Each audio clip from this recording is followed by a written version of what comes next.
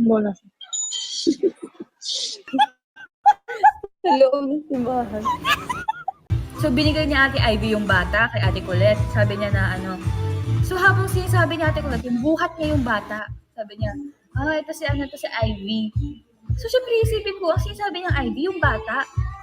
Mukhang lalaki yung bata. Sabi ko, ang galing naman, Ivy name niya, pero lalaki siya.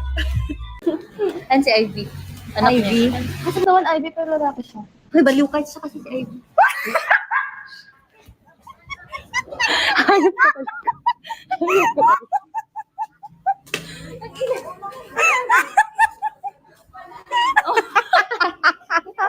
Yung tawa ko.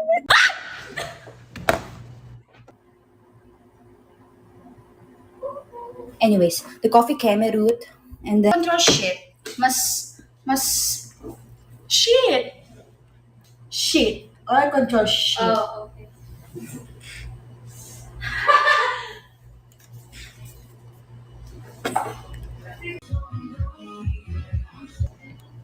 Fair tayo dito, walang video, walang bloom. Bakit si Mika lang mag-alaro sa sports?